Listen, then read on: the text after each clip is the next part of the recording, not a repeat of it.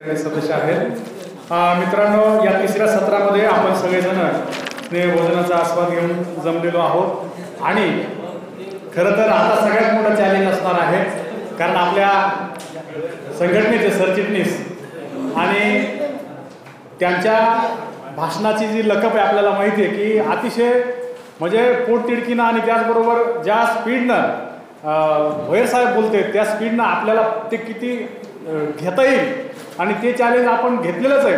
पण जेवणामुळे थोडंसं चॅलेंजमध्ये मागं पुढं होऊ शकतं. त्याच्यामुळे सगळेजणांनी परत एकदा बी अलर्ट राहा. आणि फार सुंदर असा विषय खरं तर आपण नेहमीच साहेबांच्या स्टेटसवरनं साहेबांनी कम्युनिकेट केल्यानंतर आपल्याला साहेब फ्रॅक्शन ऑफ सेकंडमध्ये काय चालू आहे आपल्या संघटनेबरोबर आपल्या कंपनीचं ते कळत असतात. आणि तसाच विषय आहे की विद्युत मंडळाच्या विभाजनापासून विद्युत कायदा 2023 खाजगी जे प्रकल्प निर्माण करण्याचा केले जात आहेत, वितरणच्या ज्या फ्रँचायझी दिल्या जात आहेत, या समांतर वीज परवान्याबरोबरच सुधारित कायदा 22चा आणि स्मार्ट प्रीपेड मीटर जो सगळ्यात मोठा कळीचा मुद्दा बनलेला आहे त्यावर देखील आज जे काही धोरण चालू आहे त्याच्यावर आपल्याला आपल्या संघटनेचे सरचिटणीस वर्कर्स फेडरेशनचे कॉम्रेड कृष्णा भोयर साहेब आपल्याला या ठिकाणी मार्गदर्शन करतील.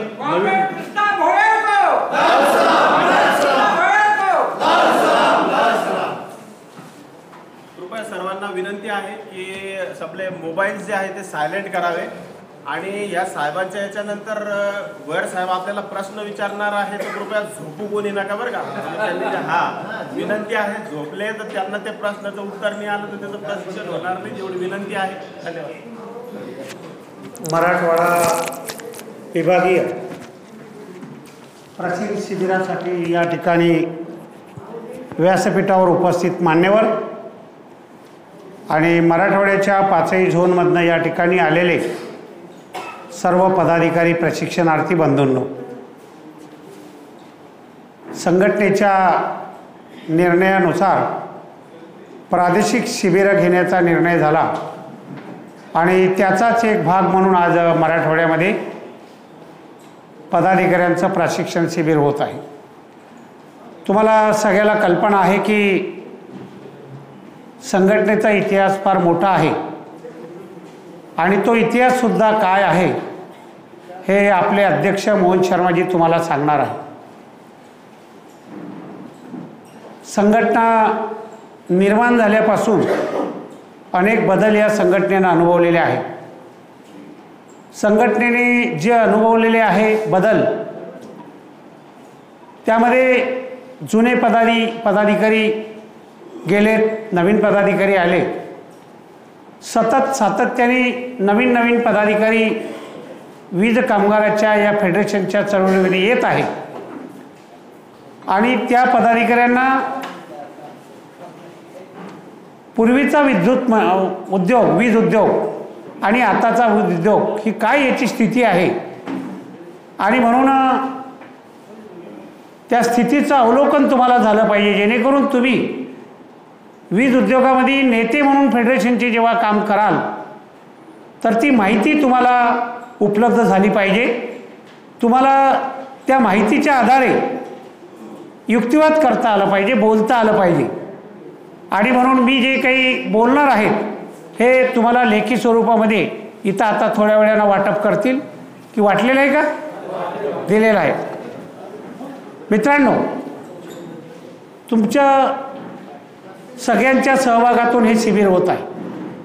अनेक पदाधिकारी, डिव्हिजन सेक्रेटरी, सर्कल सेक्रेटरी नवीन आहेत, शाखा प्रमुख नवीन आहेत आणि जसं डॉक्टर कांगोनी कामगार चळवळ व त्याच्यापुढील आव्हाने या विषयासंदर्भात तुम्हाला सांगितलं.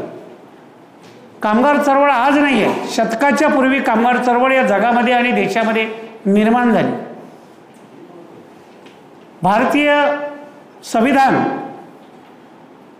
आणि त्या संविधानानं दिलेले अधिकार या संदर्भात आपले कार्याध्यक्ष CN बापू बोलले. प्रत्येक गोष्टीला एक इतिहास आहे, तसा वीज कामगार चळवळीला सुद्धा इतिहास आहे, वीज उद्योगाला सुद्धा इतिहास आहे आणि म्हणून हा इतिहास तुमच्या पुढे त्याचं आकलन जर झालं नाही तर मग नवीन पिढी कामगार चळवळीसाठी सशक्तपणे काम करू शकणार नाही आणि म्हणून काही ठळक बाबी मी तुमच्यापुढं सांगतो. 1 मे 1960 रोजी महाराष्ट्र राज्याची निर्मिती झाली आणि 1 मे 1960 रोजी महाराष्ट्र राज्य विद्युत मंडळाची सुद्धा निर्मिती झाली. आता विद्युत मंडळाच्या निर्मितीपूर्वी काय होतं तर महाराष्ट्रामध्ये आणि देशामध्ये काही खाजगी उद्योजक हे वीज निर्मिती करत होते आणि ती वीज निर्मिती त्यांच्या नावानं केली जायची. त्याला लायसन्सीस म्हणतो. कदाचित औरंगाबाद शहरामध्ये सुद्धा एखादी लायसन्सीस त्यावेळेस असेल. अनेक लायसन्सीस महाराष्ट्रामध्ये होत्या. त्या 97 लायसन्सीसला एकत्रित करून महाराष्ट्र राज्य विद्युत मंडळाचं गठन झालं. 1 मे 1960च्या अगोदर 1958 साली वर्कर्स फेडरेशनची निर्मिती ही CPN बेरार जी फ्रँचायझी होती नागपूरमध्ये त्या ठिकाणी वर्कर्स फेडरेशनची निर्मिती झाली. त्यावेळेस आपल्याकडे नौकर संघ आणि दुसरं कर्मचारी संघ असे 2 संघटना कार्यरत होत्या. त्याच्या एकत्रीकरणानंतर फेडरेशनची निर्मिती झाली. तो माझा विषय नाही, मी त्यावर बोलणार नाही. आता प्रश्न आहे की या सगळ्या लायसन्सीस केल्या आणि ह्या लायसन्सीस केल्यानंतर विद्युत मंडळाची निर्मिती झाली. आता विद्युत मंडळाच्या निर्मितीचा उद्देश त्यावेळेस हा होता की जास्तीत जास्त वीज निर्मिती करणं आणि निर्माण झालेली वीज वाहून नेणं आणि वितरित करणं. नफा कमवणे हा उद्देश नव्हता. कारण त्यावेळेस भारताला आणि महाराष्ट्राला औद्योगिक, इंडस्ट्रीयल, कृषी या सगळ्या क्रांतींची गरज होती. कारण राष्ट्राला विकसित करण्याकरता, राज्याला विकसित करण्याकरता वीज हे फार महत्त्वाची होती. आपण बघतो जुन्या काळामध्ये मोटर पंपद्वारे पाणी विहिरीमधनं काढलं जात नव्हतं, तर मोठ होती म्हणजे बैल जोतून त्याला त्या मोठीमधनं पाणी म्हणजे लिमिटेड स्वरूपाची त्या ठिकाणी काय होत होतं, ओलिताचं क्षेत्र शेतीचं लिमिटेड स्वरूपामध्ये होतं. आणि म्हणून विजेचा जेव्हा शोध लावला तर या विजेचं एक्सटेन्शन व्हायला पाहिजे आणि म्हणून सुरुवातीच्या कालखंडामध्ये खापरखेडा, बल्लारशा आणि चंद्रपूर हे असे छोटे छोटे पॉवर स्टेशन त्यावेळेस निर्माण केले वीज निर्मिती करता. आता वीज निर्मिती करता पॉवर स्टेशन जेव्हा निर्माण केले तर वाहून आणण्याकरता लाईन्स पाहिजे. तर त्यावेळेस काही एवढ्या मोठमोठ्या लाईन नव्हत्या. 66 kV लाईन, 132 kV एवढ्याच लाईन होत्या. 220 kV लाईन आलेली नव्हती. 400 kV, 700 kV अलीकडच्या काळात हा लागलेला शोध आहे.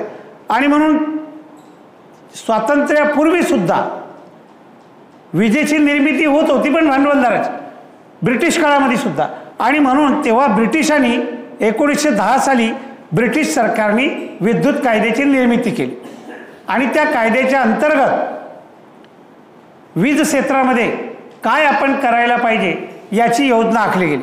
पुढं जाऊन स्वातंत्र्याच्या पूर्वी 47ला आपल्याला स्वातंत्र्याची घोषणा झाली.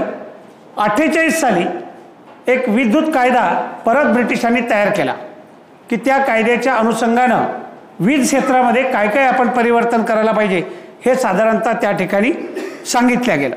आता या कायदा जेव्हा आला तर त्या कायद्याच्या अनुषंगानं दर पंचवार्षिक योजनेमध्ये राज्यामध्ये धोरण निश्चित केलं गेलं की आपल्याला पुढच्या 5 वर्षामध्ये किती वीज लागणार आहे आणि म्हणून वीज एवढी आपल्याला लागणार आहे एवढी वीज आपण निर्माण केली.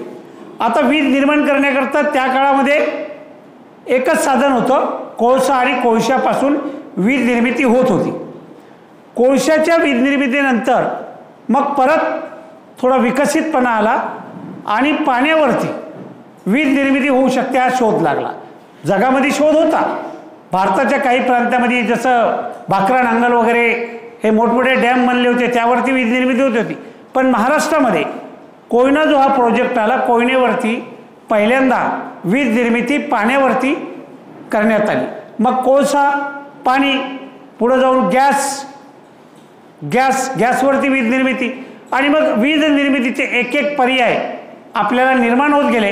आता शेवटला पर्याय ज्याचा आपण बघतो स्वच्छ ऊर्जा, ज्याला अपारंपरिक ऊर्जा म्हणतो, सोलर ऊर्जा, विंड पॉवर म्हणजे पवनचक्कीद्वारे निर्माण होणार, या सगळ्या विजेचं परिवर्तन म्हणजे वीज निर्मितीचं परिवर्तन होत गेलं. आणि तसंच विद्युत मंडळामध्ये सुद्धा जसं त्या या विजेच्या क्षेत्रात एक्सटेन्शन होत गेलं तसं वीज निर्मिती केली, वहनावर सुद्धा भार दिला गेला. आता वहन करताना 400 kV लाईनच्या अगोदर 220 kV लाईन उभी करणं, 132 kVची लाईन उभी करणं, आणि याकरता आपल्याकडं माणसं नव्हती. विद्युत मंडळाची निर्मिती झाली पण या उद्योगामध्ये काम करायला कोणी तयार नव्हते. त्याचं कारण असं होतं की ग्रामीण भागातल्या लोकांमध्ये किंवा शहरी भागामध्ये असा कन्सेप्ट तयार झाला होता की शॉक लागून माणूस मरते आणि म्हणून घरातलं कोणी माणूस त्या ठिकाणी कामाला पाठवत नव्हतं. आता ही परिस्थिती झाल्यामुळे महाराष्ट्रामध्ये एक्सटेन्शन तर करायचं होतं आणि म्हणून मोठमोठ्या लाईन्स टाकण्याकरता केरळ आणि तामिळनाडूमधून माणसं आणल्या गेले, काही इंजिनियर आणल्या गेले. आणि ते का आणले तर केरळ तामिळनाडू या राज्यामध्ये नारळाचे झाडं आहेत, ताळाचे झाडं आहेत.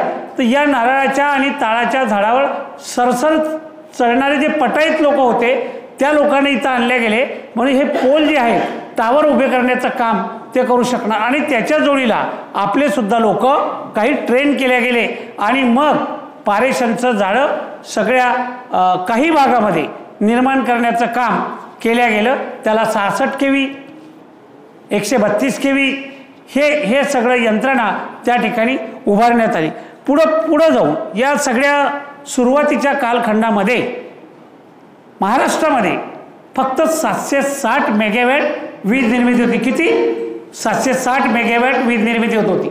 बघा, लक्षात घ्या की आत्ता आपल्या महाराष्ट्राची, एकट्या महाराष्ट्राची डिमांड ज्याला आपण मागणी म्हणतो, ही मागणी 31 ते 32 हजार मेगावॅट आहे.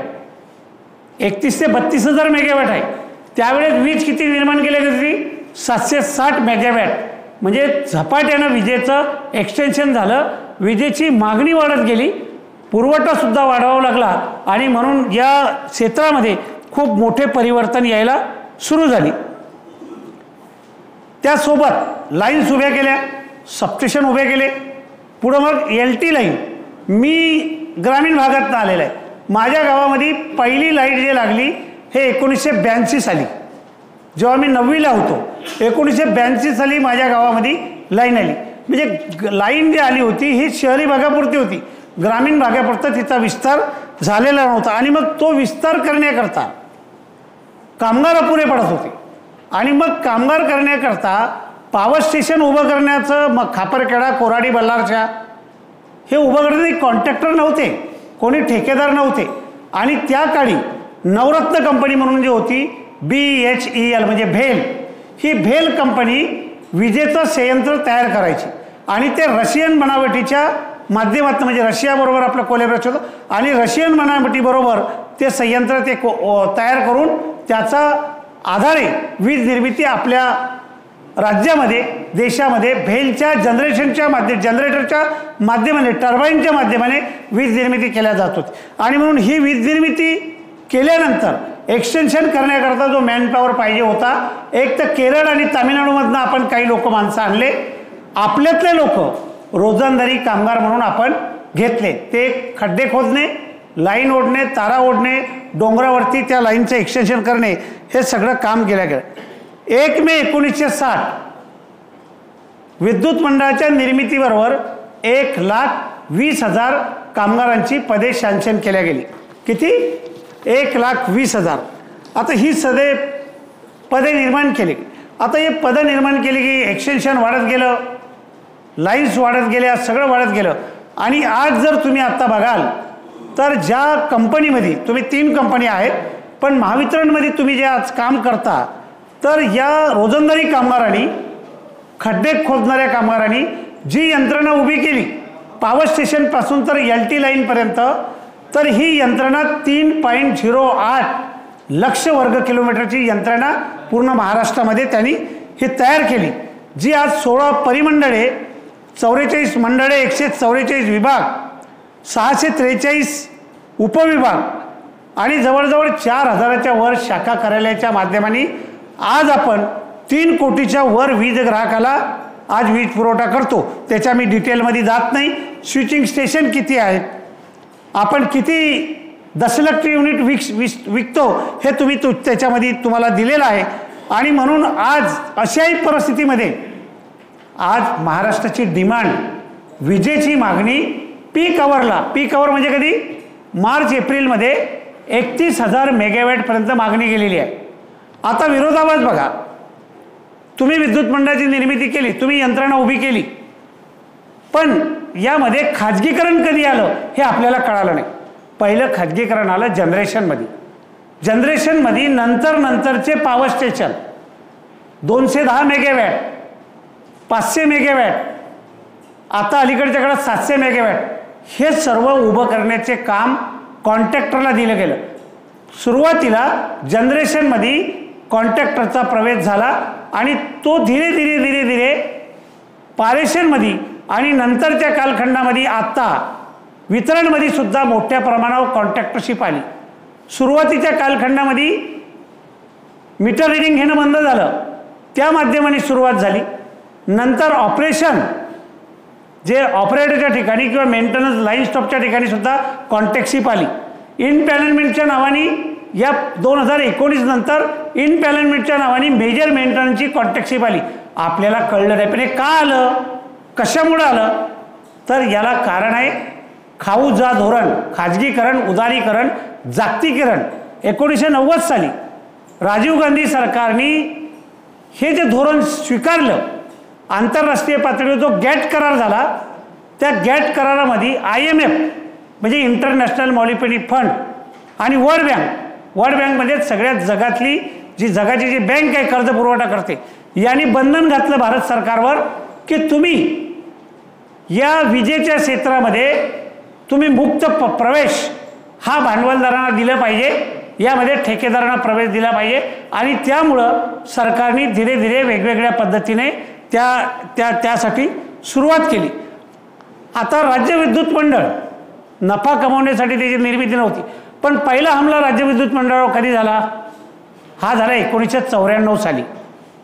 तोपर्यंत काय होतं, महाराष्ट्रामध्ये निर्माण होणारी वीज आणि वीज ग्राहकाला लागणारी वीज समसमान प्रमाण होतं, म्हणजे बॅलन्स होता. पण असं चित्र निर्माण केलं गेलं शरद पवार मुख्यमंत्री असताना की महाराष्ट्रामध्ये एवढे 1000 मेगावॅटची वीज लागणार आहे आणि ती वीज निर्माण करण्याकरता आपल्याकडे साधन उपलब्ध नाही आहे. कारण 4 पंचवार्षिकमध्ये त्यांनी नवीन पॉवर प्रोजेक्ट, नवीन पॉवर स्टेशन लावायला पाहिजे, हे लावलं नाही. त्याचा परिणाम असा झाला की शॉर्टफॉल एवढा निर्माण केला गेला, चित्र निर्माण केलं, एवढ्या इंडस्ट्री येणार आहे, एवढं ॲग्रिकल्चरमध्ये वीज लागणार आहे, स्मॉल इंडस्ट्रीमध्ये एवढी वीज लागणार आहे, घरगुती ग्राहकांना एवढी वीज लागणार आहे. आणि मग त्यांना खाजगी भांडवलदारांना याच्यात प्रवेश द्यायचा होता. आणि पहिला प्रयोग हा झाला एनरॉन कंपनीच्या माध्यमाने 1994-95 साली. एनरॉन प्रोजेक्ट होता. तो प्रोजेक्ट कसा होता की एनरॉन जी वीज निर्माण करणार होती ती नाफ्त्यावरती, आणि नाफ्ता आपल्या देशामध्ये नाही आहे. हा नाफ्ता युरोपियन राष्ट्रामधनं जहाजामध्ये लिक्विड बनवून आणायचा आणि इथून जहाजातून तो उतरवायचा पाईपमध्ये, त्याच्यानंतर लिक्विडचं गॅसमध्ये परिवर्तन करायचा आणि गॅसच्या माध्यमाने वीज निर्मिती करायची. त्यावेळीचे आपले जे अध्यक्ष होते कॉम्रेड ए. बी. बर्धन आणि वीज तज्ज्ञ होत्या सुलभा ब्रह्मे यांनी अमेरिकन कंपनी जी होती एनरॉन कंपनी, अमेरिकेतली कंपनी, हिचा अभ्यास केला की अमेरिकन कंपनी, एनरॉन कंपनी वीज क्षेत्रामध्ये काम करते का. कारण बर्धन हे जागतिक नेते होते, WFTO जे आहे वर्ल्ड फेडरेशन ऑफ ट्रेड युनियनचे उपाध्यक्ष होते, तर ते जगाच्या अनेक परिषदामध्ये जायचे, त्यांचा तो स्टडी होता. मग त्यांनी असा विचार केला की ही जी एनरॉन कंपनी आहे भारतामध्ये येते, तर ही तर नफा कमवायला येईल, फुकट तर कोणी लॉस सहन करायला येणार नाही. आणि आपले वीज निर्मितीचे संच नफा तोटा बघत नव्हते, आणि जिथं कोळशाच्या खदानी होत्या त्या ठिकाणी आपण वीज निर्मितीचे संच लावले, पण जिथं खदानी नव्हत्या, उदाहरणार्थ परळी वैद्यनाथ कोळशाची खदान आहे का, नाही. नाशिक कोळशाची खदान आहे का, नाही. भुसावळ पारस कोळशाची खदानी आहे का, नाही. पण आपल्या महाराष्ट्राचा विकासा बॅलन्सिंग झाला पाहिजे. जर या भागात आपण पॉवर प्रोजेक्ट लावले या लोकांना रोजगार उपलब्ध होईल, त्यावेळेच्या सरकारचा उद्देश होता. आणि म्हणून कोळसा वाहून आणत होता आपण, आजही आणतो.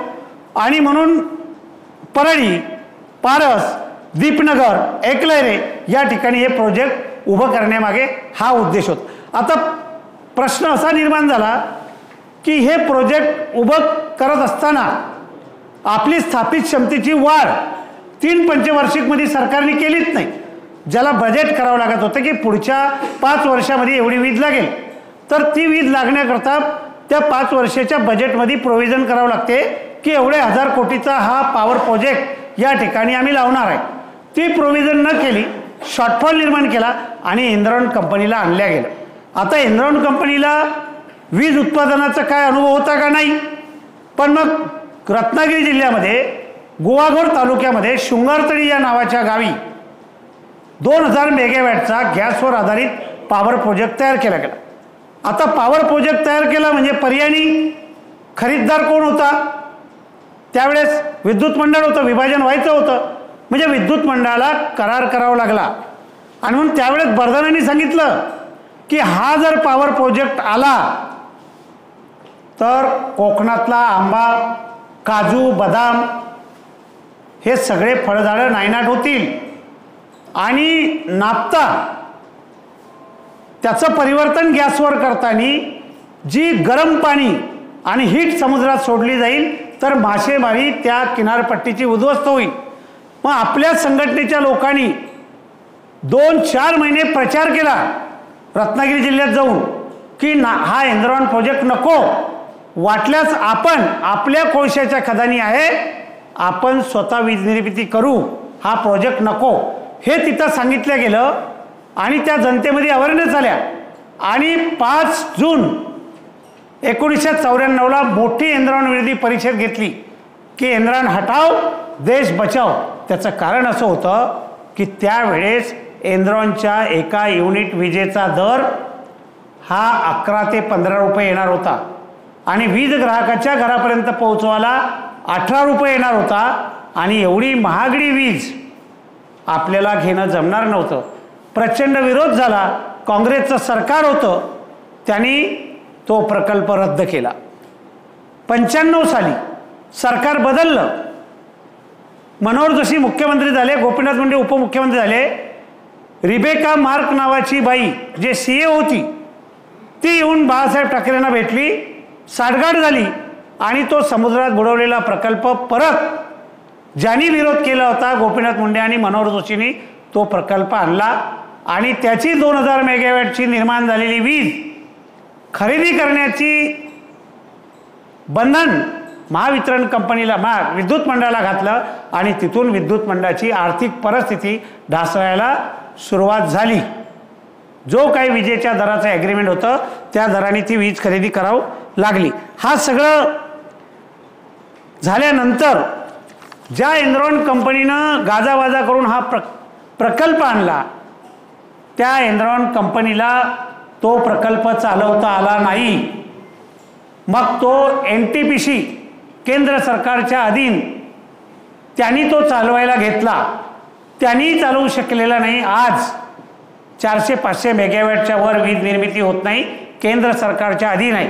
जी अमेरिकन कंपनी एनरॉनच्या बऱ्याच बर्धनांनी सांगितलं होतं ती जगात बँकरप्ट झाली, ती बदनाम झाली आणि तिचा नामशेष झाला. पुढं ती कंपनी अस्तित्वात सुद्धा राहिलेली नाही. या सगळ्या बदलत्या कालखंडामध्ये 1984ला 1984ला नवीन विद्युत कायदा आणला. घटना आपली तयार होताना डॉक्टर बाबासाहेब आंबेडकरांनी 1948 साली नवीन विद्युत कायदा आणला. त्या कायद्यामध्ये काही बदल, काही परिवर्तन सुचवले गेले. परत त्याच्यात परिवर्तन म्हणून 1984ला विद्युत कायदा नवीन आला आणि त्या कायद्यामध्ये शैक्षणिक पात्रता ही काय असावी जनरेशनमध्ये, तर विदाऊट ITI वाला माणूस भरल्या जाऊ नये, हा बदल 1984 साली त्या ठिकाणी आला. म्हणजे एक एक कायद्याचं स्वरूप हे परिस्थितीनुसार बदलत गेलं. आता आपलं सुद्धा स्वरूप बदलत गेलं की आपण विद्युत मंडळ असताना असलेली वीज ग्राहकाची संख्या, मिळवणारा रेव्हन्यू, विकणारे एमयूज युनिट, याचं सगळं बॅलन्स आपल्याला करणं कठीण जात होतं. आणि म्हणून वीज कंपन्या म्हणण्यापेक्षा विद्युत मंडळं देशातले सगळे डबघाईला आले होते. त्याचं कारण काय होतं की या विद्युत मंडळाची निर्मिती सामाजिक बांधिलकीच्या दृष्टिकोनातून झाली होती. आता सामाजिक बांधिलकी म्हणजे काय? शेतकऱ्याला 5 पोल फुकट, आदिवासीला फुकट मीठ लावा, SC ST कॅटेगरीचे बॅकवर्ड ग्राहक यांना फुकट कनेक्शन द्या, अनेक सुविधा त्या कालखंडामध्ये ज्या लोकांची वीज घेण्याची क्षमता नाही अशा लोकांना मदत करून सरकारने अर्थसहाय्य करून ती योजना त्यांना दिली. शेतकऱ्यांना सबसिडाईज वीज, कमी दरानं वीज, पॉवरलूमला, स्मॉल इंडस्ट्रीला कमी दरानं, हे सगळी सामाजिक जबाबदारीचं निर्वहन करता करता विद्युत मंडळाची आर्थिक परिस्थिती ढासळत गेली. आणि म्हणून विद्युत मंडळ नवीन वीज निर्मितीचे प्रकल्प आणू शकत नव्हते, नवीन 200 kVच्या लाईन उभ्या करू शकत नव्हत्या, सबस्टेशन उभे करू शकत नव्हते. आणि सरकार म्हणायचं की तुम्हाला मिळणाऱ्या महसुलामधनं तुम्ही हे करा, आम्ही आर्थिक मदत करणार नाही. त्याचा परिणाम एवढा वाईट झाला की परिस्थिती ढासळत गेली. आणि मग सरकारने जे खाजगीकरण, उदारीकरण, जागतिकीकरणाचं धोरण आलं आणि त्या धोरणाने भारताची बाजारपेठ सर्व क्षेत्राकरता आंतरराष्ट्रीय नाणेनिधी, वर्ल्ड बँक आणि IMFच्या माध्यमाने उपलब्ध करून दिली.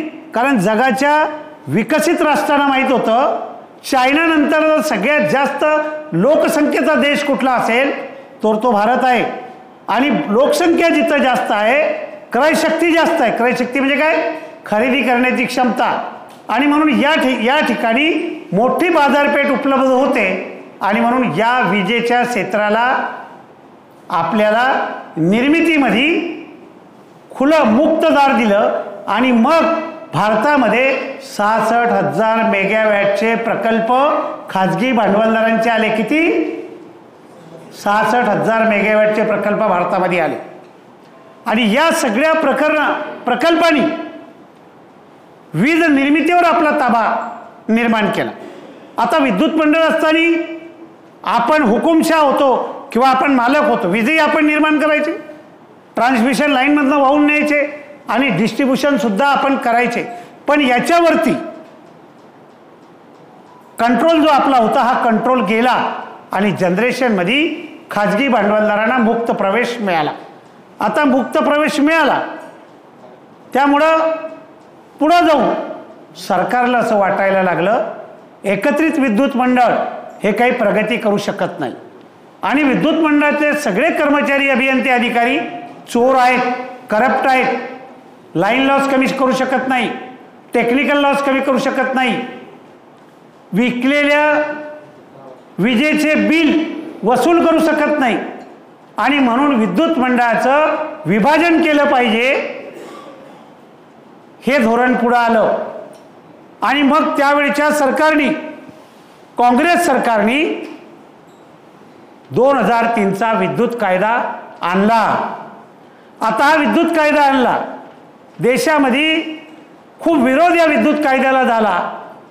पण काँग्रेस पक्ष हा प्रबलशाली पक्ष होता, 400च्या वर त्यांचे खासदार होते आणि विरोधी पक्षाचे खासदार कमी होते. त्या कायद्याला विरोध करून सुद्धा तो कायदा राबवला. आता तो कायदा आणण्याचा उद्देश काय होता?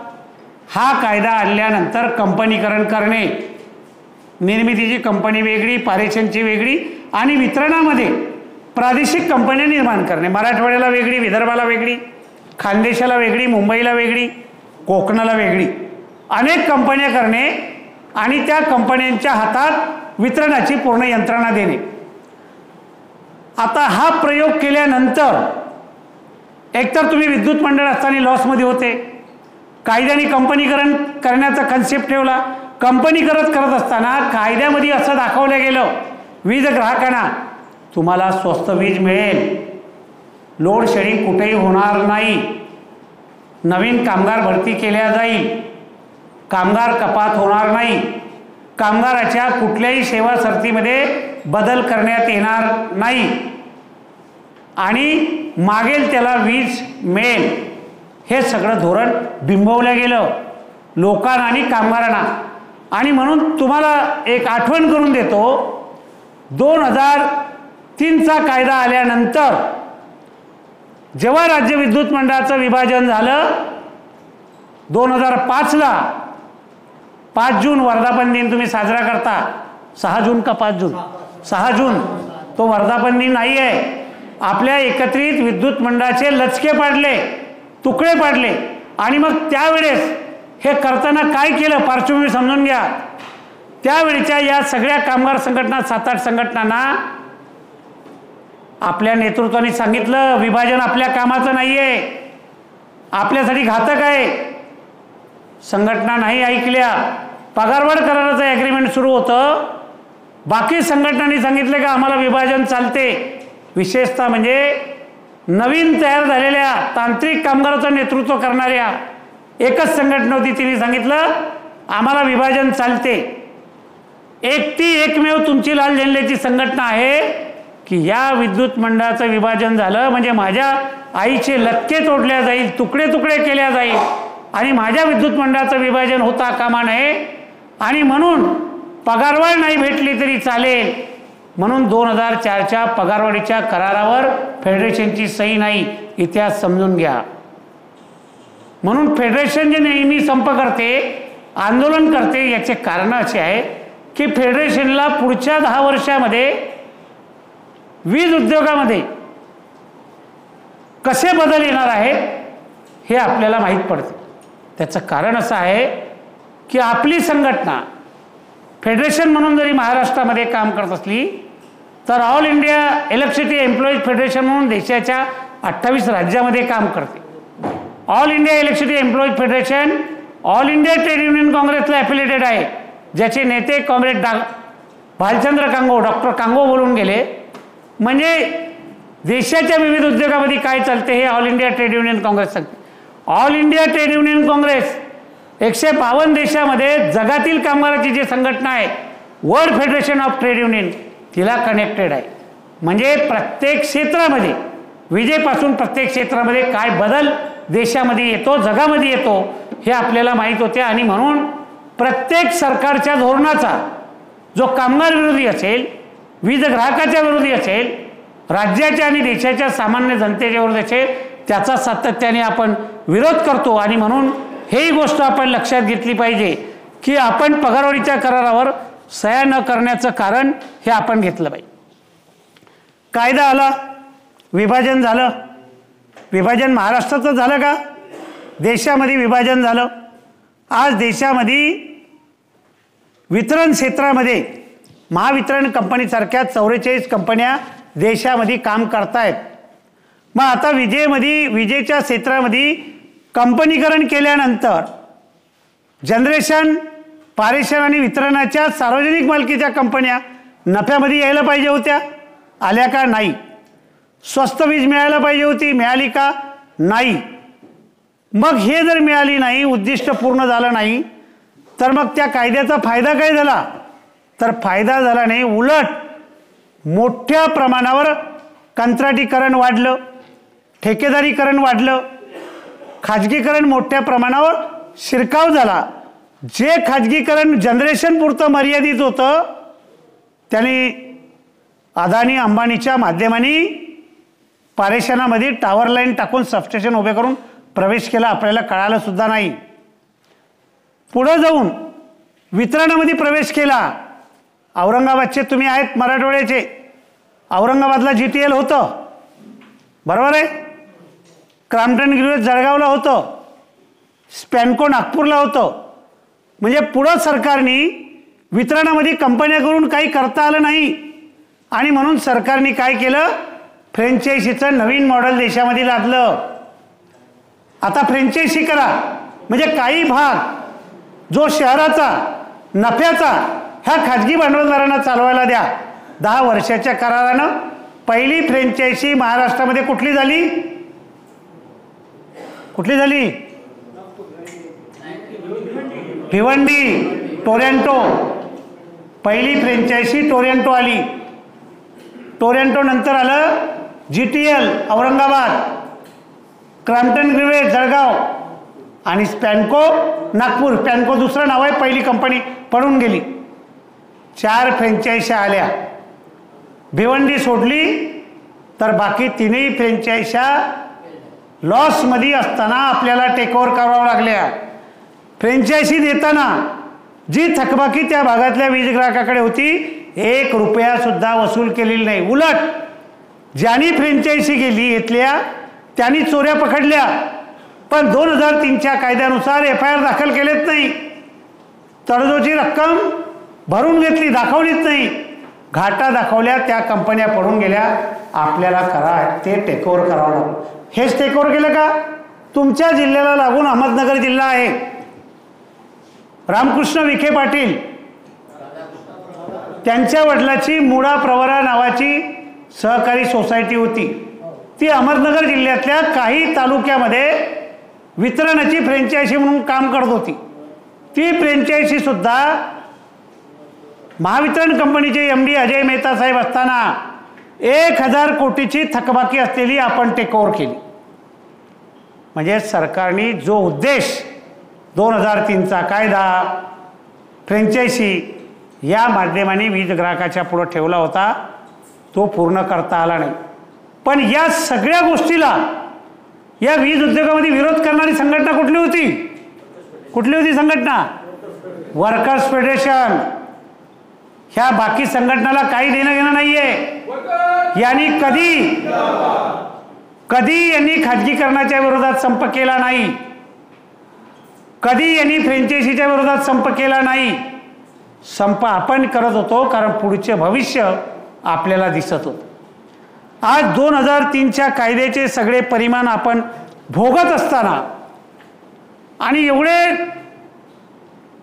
कोटी रुपयाचा टर्नओव्हर होत असताना तत्कालीन विद्युत मंडळामध्ये सुद्धा कंपनीकरण झाल्यानंतर संजय भाटिया नावाचे जेव्हा व्यक्ती अध्यक्ष व व्यवस्थापकीय संचालक महावितरण कंपनीचे आले त्यावेळेस या प्रमुख युनियन, ज्यांना प्रस्थापित युनियन म्हणून लोक संबोधतात, दोष देतात, त्यांना सांगा की या प्रस्थापित युनियन ह्या एकत्र बसल्या आणि व्यवस्थापनाला एक प्रस्ताव सादर केला.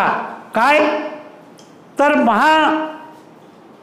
वितरण कंपनीमध्ये आपण चोरी कशी कमी करू शकतो, महसूल आपण कसा वाढवू शकतो, ट्रान्सफॉर्मर फेल्युअरचं प्रमाण आपण कसं करू शकतो, ग्राहक सेवेचा दर्जा कसा वाढवू शकतो, हा प्लॅन 2007 साली संघटना आणि वितरण कंपनीच्या व्यवस्थापनाने एकत्रित बसून कारवाई सुरू केली. तुम्हाला आश्चर्य वाटेल की 2007ला महावितरण कंपनीचा महिन्याचा महसूल 700 करोड रुपये होता. किती? 700 करोड. तो महसूल 2011 साली 1200 करोडवर गेला. 2013 साली 1550 करोडवर गेला. आणि त्याच तत्वानुसार आज आपण काम करत असल्यामुळे आज महावितरण कंपनीचा रेव्हन्यू भारतात नव्हे तर आशिया खंडामध्ये एकच अशी सार्वजनिक उद्योगामध्ये काम करणारी कंपनी आहे की तिची वार्षिक उलाढाल 1,00,000 करोड रेव्हन्यू जनरेट करणारी आहे. कंपनीचे लाईन लॉसेस जे काही ठिकाणी 42, 43, 44, 75 आजही मराठवाड्याच्या लातूर, औरंगाबाद आणि नांदेड झोनमध्ये वीज चोरी आणि लाईन लॉसेस 25% पासून 75% आहे. पण त्यावेळेस टोटल वितरण कंपनीचे लॉसेस जे 34%च्या वर होते, या सगळ्या प्रयत्नामुळे रिड्यूस करत करत 2024 साली आपण 14% खाली आणले. तुम्ही एका महिन्याला 1% लॉस जर तुम्ही कमी केल्या तर 8,500 करोड तुमच्या महावितरण कंपनीच्या तिजोरीमध्ये जमा होते. हे लक्षात घेतलं पाहिजे. आपण निकम्मे नाही आहोत, आपल्यात कार्यक्षमता कमी नाही आहे, आपण टेक्निकली कमजोर नाही आहे, आपल्याला बदनाम केलं गेलं. का बदनाम केलं गेलं? कारण खाजगी भांडवलदारांना या ठिकाणी प्रवेश द्यायचा आहे आणि म्हणून तुम्हाला चोर चोर चोर चोर म्हटलं की मग चोर नसेल तरी लोक त्याला चोराच्या नजरेनं बघायला लागते. म्हणजे लांडगा आला रे आला आपण लहानपणी ऐकलेलं आहे आणि नेहमी नेहमी म्हणते म्हणून आपल्याला काही वाटायचं नाही. पण एक दिवस लांडगा आला, त्यांनी बकऱ्या खाल्ल्या, लोकांनी दुर्लक्ष केलं. तसंच या उद्योगाकडे झालेलं आहे. इथले लोक चोर आहे, करप्ट आहे. काही लोक असतील, पूर्ण लोक चोर नाही. आणि ज्या लोकांनी ही यंत्रणा उभी केली ती पिढी गेलेली आहे इथून. PL वानखेडे, वायभासे, आपले लाईनमन फोरमन म्हणून रिटायर झालेले टापरेजी, हे सगळे लोक त्यावेळेस रोजंदारी कामगार म्हणून लागलेले आहे. खांद्यावर पोल लिहून, सिमेंटच्या गोण्या लिहून, पाठीवर खांद्यावर सोडलेले लोक आहे. हे कधीच म्हणत नाही मला काम नव्हतं. आज माणूस सकाळी घरून सकाळी ड्युटीवर येतो, संध्याकाळी झालं ते. हे लोक 3-3, 4-4 महिने टावर उभं करताना जंगलात झोपलेले आहे. स्वयंपाक करायला कॅन्टीन नव्हती. 2-4 रोजंदारी कामगार पाणी आणायचे, 2-4 लाकडं जमा करायचे, 2-4 स्वयंपाक करायचे. मी खरं बोलतो का खोटं? ही वास्तविक परिस्थिती होती विद्युत मंडळ निर्मिती करताना. म्हणून तरुण पिढी काय म्हणते? मला लई काम आहे, माझ्यावर कामाचा बोजा आहे. यांच्या कामाच्या तुलनात्मक आपण विचार केला तर मित्रांनो, माझ्या पिढीसहित मी 91ला रोजंदारी कामगार लागलो. माझ्या पिढीसहित तेवढे कष्ट आपण केलेले नाही. आणि म्हणून या विद्युत मंडळाची जेवढी जवळीक या लोकांची होती आणि म्हणून या लोकांनी कधीच विचार केला नाही की संघटनेचं आंदोलन आहे. आता व्हॉट्सअप, फेसबुक आता आहे, तेव्हा काही नाही, नोटीस बोर्डावर लिहिलं जायचं. लोकांना कानोकान माहीत होतं संघटनेचा आदेश आला, 1 दिवस असू दे का 2 दिवस असू दे, तो इतिहास सांगणार नाही. शर्माजी जेव्हा तो इतिहास तुम्हाला सांगतील आपल्या चळवळीचा, तुमच्या अंगावर शहारे येतील. तर ती चळवळ उभी करणारे लोक, विद्युत मंडळ उभी करणारे लोक सेवेतून सेवानिवृत्त झालेले आहे. नंतरच्या कालखंडामध्ये आम्ही जे लोक आलेलो आहोत अप्रेंटिस चळवळीमधनं, आम्ही सेवानिवृत्तीच्या उंबरठ्यावर आहे. नवीन पिढी आलेली आहे. यांना विद्युत मंडळाची निर्मिती, तिची भरभराटी, नंतर आलेलं खाजगीकरण, आलेले परिवर्तन हे त्यांना माहीत नाही. आता लक्षात घ्या, आपल्या हातातनं गेलं, जनरेशन गेलं, संपलं.